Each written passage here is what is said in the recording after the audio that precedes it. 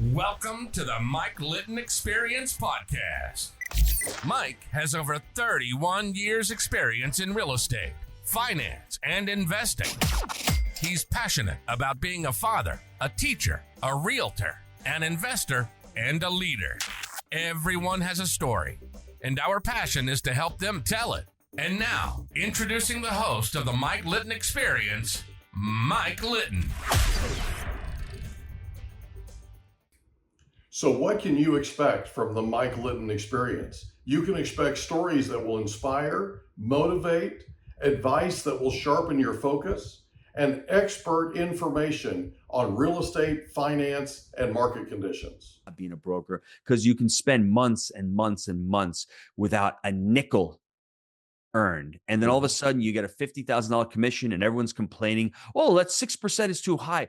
But what about the last 6 months that this guy did all this work and didn't get compensated for creating these relationships, by going out and finding deals, by getting these listings, and then by doing all these showings? You're only looking at the end result. You're not looking at all the work that he did beforehand or she did beforehand to secure that listing. Yeah. And, I think what you're talking about and where you're heading with this is spot on. And I think people need to make sure that and I just want to stop for a second and make sure I highlight this. Mm-hmm. I've obviously been involved in buying lots and lots and lots and lots of property. And I can tell you that it is a very, very, very, very, very small, tiny world of brokers out there. Uh-huh. And if you take good care of one, they talk to each other. Yes. Okay. What you want to do is you want to get to a place to where you get so popular with them that they fight over you. Mm-hmm. Okay. And I would submit to you, and you're absolutely right. If you set up a property showing, show up on time. I would submit to you, show up early. Mm-hmm. Show up early. And the idea behind showing up early is you get there early. And by the way, every single showing I do, I get there 30 minutes early. Every single one. Why? Well, I get to sit and see what's going on in the neighborhood. I get to see, right, an unencumbered view of what's really happening. Mm-hmm. Okay. And I've been able to see things that I probably shouldn't have seen, to be honest with you, Gino, but I happen to be there and I happen to see what I saw. Okay. Which, by the way, was an advantage for me and an advantage for my client. And we took advantage of it. Right. Yes. But it's one of those things where if they know that you're for real, if they know that because here's the thing, we're all in this together. We're all in this together. Okay. Mm-hmm. If they know that you're for real and they know that you're all about helping them to succeed and you all succeed together, it really, really, really goes a long way with them. Mm-hmm. Okay. And you won't know it until you get into it and you really invest yourself in it. But the more you invest yourself in it, what I would suggest to you is, as an investor, you need to be watching out for ways you can add value to a broker. You want to figure out a way you can add value to them, right? And one of the ways I do it is I show up 30 minutes early. I sit there and I wait, and the broker shows up and I go, hey, did you know so-and-so is doing this? Hey, did you know so-and-so was just here? Hey, did you, right? And all of a sudden they're like, dude, thanks, Mike. We've been able to make deals happen simply because of what we've been able to see and hear. I love that. 2 points I love to make off of that, because you made some excellent points. The first one is, when Mike is sitting in his car, the maintenance tech may come out and Mike may be able to have a conversation with the maintenance tech, or even any idea how many of them I've had a conversation with? Yeah. Hey, why is there a little bit of leakage over there? What happened? What's going on with the lift station over there? Yep. It's information that you're getting spot on off. Yeah. And the second point, which is, I think most people won't believe until they've gone through it, the highest price doesn't always get the deal done. Yeah. If there's two groups and the property's trading for $8 million and I put it off for 7.8, but I'm stellar, I've just closed on deals, I'm not going to waste your time, I've gone through the process, and the broker likes me better than the other group, chances are, even with the lower price point, I'll get the deal done. That's the value of having a great relationship. Well, I'll take it a step further, and I know we're piling on each other, and I hope you're okay. Let's keep piling on, baby. I hope you're okay with this, baby. But absolutely. Here's the thing, every seller is different. Yes. Every single seller is different. And one of the things you need to do, and we had a conversation before we hit record about the power of questions, because I'm writing a book about the power of questions, right? one of the things you want to do is you want to find out from the broker what's going on with the seller, right? Does this seller need a situation where they can carry money back, or does this seller need cash? How soon do they need it? How fast? Mhm. What can we do to make this work? Man, you cannot imagine how far that goes with brokers. They Mm. love that stuff because they don't get those questions. They have these people that show up and they're loaded with money and they want to throw money at something. They're Mhm. complete. And this is just between, this is just my observation, okay? But they're completely tone deaf. They're Mhm. completely tone deaf. They'll throw another $100,000 at a deal. I've had deals that I was involved in where they threw an extra $100,000 at it and they sold it to me. Why did they sell it to me? Why did they sell it to my client? Because I asked them, how can we help the seller? What can Mhm. we do to make this work for them? It's not about us, man. It's about us making it work for them. Okay. Mhm. You cannot imagine the light years you'll get ahead of everybody else if all you do is that, right? Mhm. Just take care of that broker, because if you're taking care of the seller, you're taking care of the broker. You're making the broker Mhm. look good. Mhm. Tell me I'm wrong. No, I agree with you, and it's about effective communication. You're Yeah. talking about active listening, Yeah. and we have an acronym, SPY. We call it the Mhm. SPY technique, and we use it when we discuss with seller financing strategies. The first part of it is the seller. You Mhm. have to understand what's the seller's motivation, Yeah. and if you don't understand that, see, remember the paradigm? We're always looking at it from what we want. Yeah. I think that's the problem. I think we're always engrossed and consumed with what we want. Right. Stop and think about what the seller's problem is.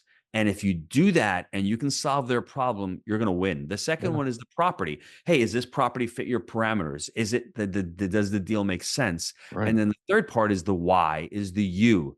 Now, Yeah. is it good for you? Now, what can you do? And if you live by those standards, I think in every aspect of your life, but Mhm. more importantly, real estate, because real estate is really all about creating value for the seller. If Yeah. you don't have a motivated seller and you can't create value or solve their problem, you're not going to get the deal. You're not going to have a deal. It's true. It's absolutely true. And what will happen is if you do what we're talking about, if you use this framework, you'll get more deals. These Mm-hmm. brokers will come Oh, out yeah. of the woodwork to work with you, right? Mm-hmm. And a lot Yes. of times when you're talking to somebody who's owned a seller that's owned an apartment complex for 20 years, right? That apartment complex is now worth, let's say, $10 million more than it was when they bought it. Okay. Mm-hmm. $100,000 here or there isn't that important to them Yes. when it comes down to taking care of whatever their needs are, right? Mm-hmm. And it could be something very simple, but it's something that you want to figure out a way to try and solve it for them so that it makes it easier for them, and the broker won't forget. The broker Mm-hmm. will absolutely remember that you were the one that took care of their seller in the process. Mike, I can give you a couple quick examples for the Yeah, listeners because I absolutely. never want anyone to assume something.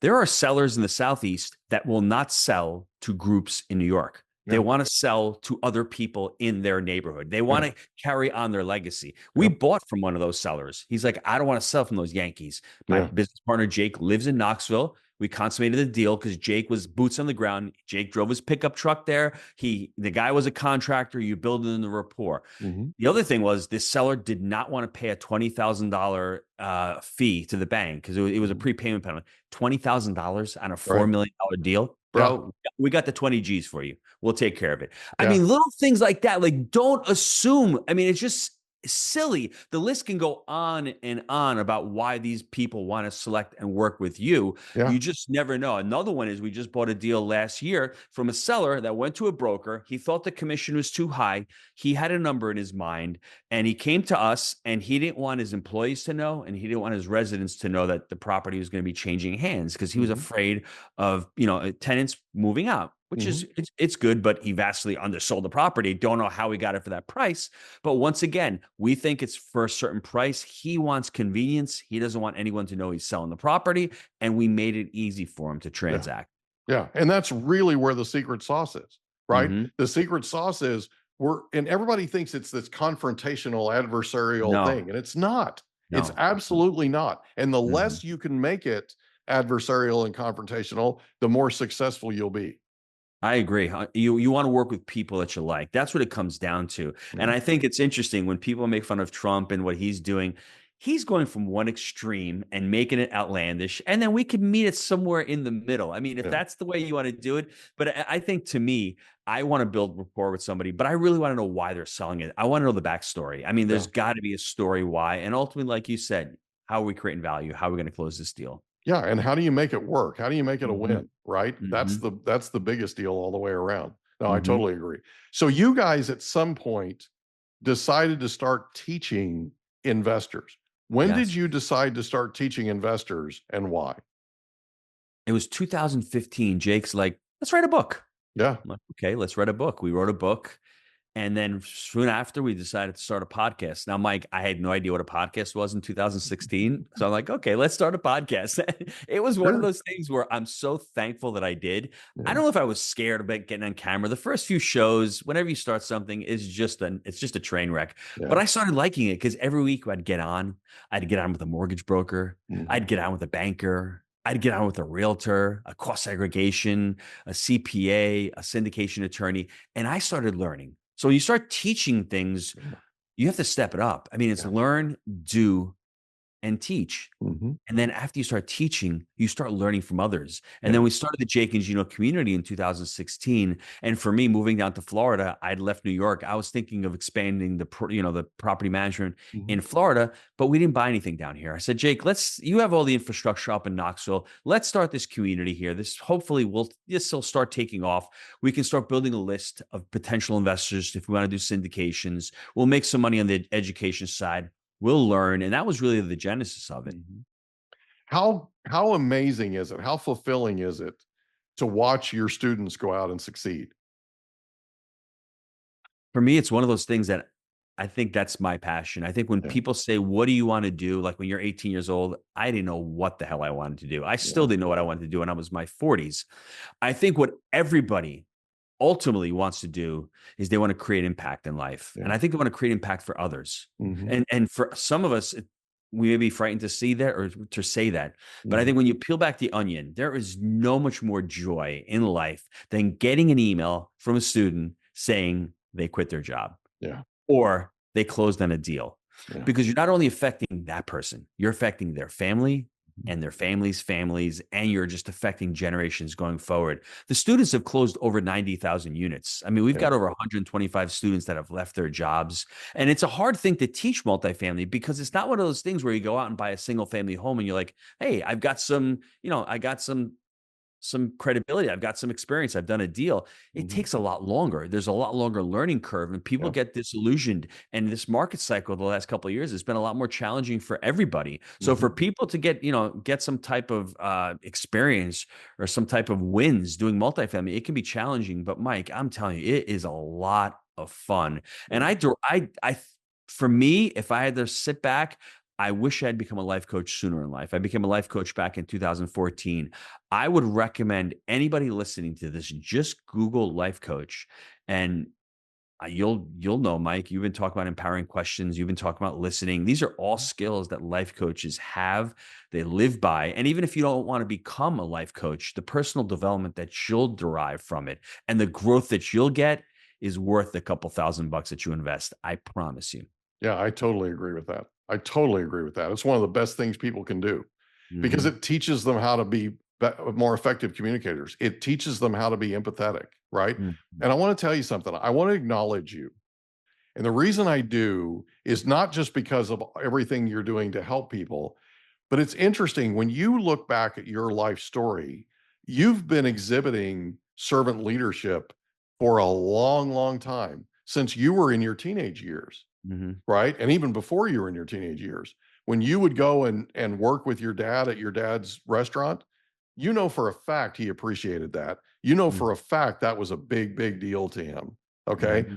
And you making the time and dedicating the time to be in business with your family, be in business with your dad, and help your family get to where your family needed to be, that's a big, big deal. And what you're doing now is just the same thing. It's just in a different industry. Hmm. Yeah. I thank you. I never really thought of it that way, but And now to think back about my dad and all the time that I had with him. And I want parents, when they're with their kids, to spend more time with them. Yeah. And I'm just in the process of launching a book called Happy Money, Happy Family, Happy Legacy. Well, I interviewed Ken Honda about 6 months ago. He is the author of Happy Money. He sold over 8 million copies. And after the podcast, he says to me in his Japanese little slang, "You need to write a book on happy money, happy properties, happy family." yeah. And I'm like, yeah, you know what? I don't want to write another real estate book because I think I don't want to shut off a certain segment of the population. I want to focus on people and their relationships with money. I want to focus on how to engage the family and how to create a happy family. And ultimately, as you get older, you start thinking about your legacy. And what is the legacy going to be about? It's not, can't just be about financial.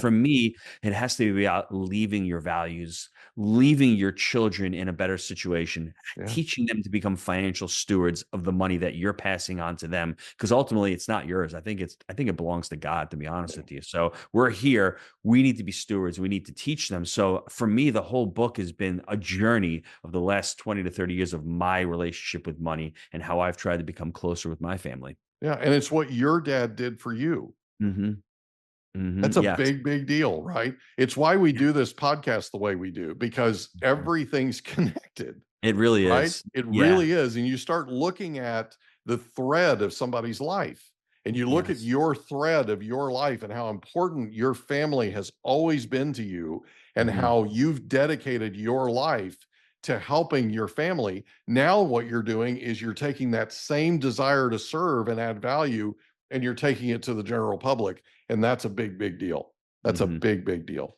It's interesting that you say that. I never really thought about it from that perspective, that my father actually ingrained and instilled in me. And it's just, I never really thought about it because it might have just seemed obvious, but everything that he taught me, that was his legacy. And everybody listening to this from this day forward, the actions that you take today are not going to affect only you. They're going to affect the next generation and your grandkids as well. So it's interesting when you start looking at that.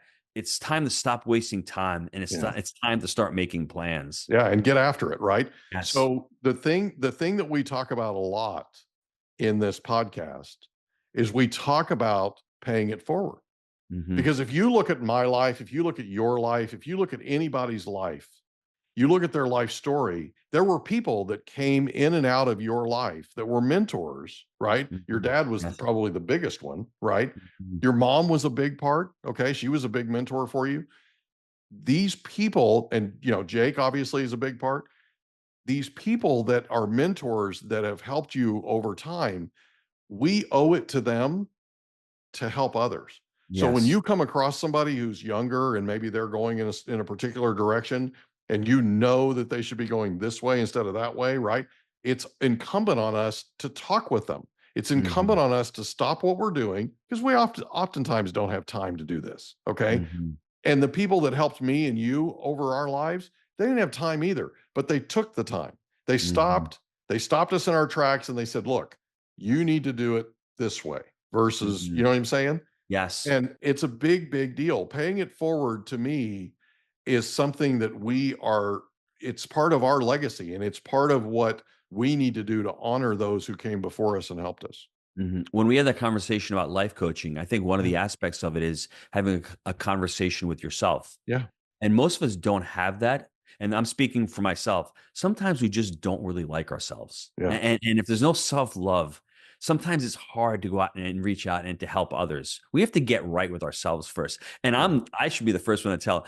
I could be a little bit more compassionate to myself at times. I like to beat myself up because I want to strive to be the best. Yeah. And I'm critical and I'm judgmental. And sometimes I need to pull back the reins and say, it's okay. Yeah. And sometimes that may be holding you back from going out and helping others. You may be saying to yourself, well, I'm not worth it. I don't deserve it. I'm not smart enough. I'm not good enough. That's a load of crap. It is. And it's what the world's telling you, right? Yes. It's that thing we talked about before we hit record, when we were talking about the churn that Scott Mann talks about in his book, Nobody's Coming to Save You. That is a real thing. And it's something that, I'm my own biggest critic, absolutely my own biggest critic, bar none. Nobody's going to be able to criticize me as much as I can criticize myself. And every once in a while I have to go, okay, back up a little bit, right? Come on now, right? Yes. Because there Yes. really are people out there that if you're aware and if you ease up on yourself, right? Mm-hmm. You open your eyes. There are opportunities out there every single day for you to add value. There are opportunities every single day for you to do something that helps somebody else. Mm-hmm. And sometimes it's as small as just how you react to things, right? You get some bad news. How do you react to it? The world knocks you down. How do you get up? How do you Mm-hmm. get up? Right? Everybody gets knocked down. Every single person does. Doesn't matter who they are, but it's how they get back up and what they do with what they've learned. Right? Mm-hmm. My son Yep. was a MVP of his basketball team junior and senior year. Kid was absolute just great basketball player. They lost a lot of games, and he would come to me after a loss, and he would know exactly what I was going to say next. Mm-hmm. You're always going to learn more from losing than you are from winning, Mm-hmm. right? Tony Robbins likes to say this: when you win, when you succeed, you party. When you lose, you ponder, Mm-hmm. right? Yes. My father used to tell me when I was a kid, he's like, you're kind of an aggressive. I know you can't imagine this, but you're kind of an aggressive kid. You're going to make a lot of mistakes. I'm okay with you making mistakes. Where you and I are going to get sideways is if you don't learn from those mistakes. Yes. And that's become my mantra for my life, right? Is I'm going to go out there, I'm going to make mistakes, I'm going to come up short, but I'm going to learn from it, right? Mm-hmm. And I'm going to learn I'm going to get better. I'm going to constantly get better. That's That a takes big, big awareness. deal. Yeah, but that takes awareness. That Yeah. takes a level of consciousness. And most of us are conditioned to look at problems as problems. Yeah. You're looking at problems as opportunities. And that's what life coaching allows you to do as well. Yeah. Well, you're asking yourself, well, where's the opportunity in the problem? One of the things you can tell your employees and empower them is, hey, there's a problem. Instead of coming to me with the problem, why don't you come to me with 2 or 3 solutions to that Mhm. problem? Isn't that more empowering? You had said about effective communication. You're involving them. All of a sudden, they need to think. They need to stop and think and worry about what's the solution or how can I provide value to this problem. It changes totally when you start looking at things a little bit differently. Yeah, it's a leadership question, right? Yeah. Because you're literally saying to them, look, we're all in this together, right? And what you do when you engage them that way is you let them know without even having to say it. You let them know how valuable they are in that organization, and that Mm-hmm. what they're doing, they're your specialists. They're your specialist, right? Like one of the Yes. conversations we've been having a lot is leaders who don't have a lot of confidence and don't have a lot of awareness and don't and they basically have some issues with their self-esteem, right? They want to be able to march into a room, they want to shout a bunch of orders, and they want people to just abide by it and move on. But they also want those people to stay. They want those people to grow with the organization. They want those people to help the organization succeed. That doesn't compute, okay? But Uh-huh. if you're willing to walk in and say, you know what, I don't have all the answers. I don't have all the answers. Together we can figure this out. Let me know what you think the solution is. Mm-hmm. Okay. And ultimately what happens is when they're engaged and they are part of the solution and it's their idea, they take ownership of it. Right? Mm-hmm. You can Yes. literally retain talent for less money than what your competition would pay them. I promise you, I've done it because they're involved, because they're engaged, because they're part of the solution. Mm-hmm. Okay. It's a big, big deal. And it comes down to the power of questions, and it comes down to being willing to engage them. Right. Mm-hmm. And Yes. it's quite frankly being willing to not be that person that marches in the room and says, I want this done, and wag your finger at people. Right. I think it's the worst possible thing you can do. Mm-hmm. Walk in and say, look, we've got this challenge. How do we figure it out? You're my specialist. What can we do to solve it? This is the classic example of the fixed mindset versus the growth mindset. Carol Yeah. Dweck wrote a great book called Mindset. I would recommend everyone reading it.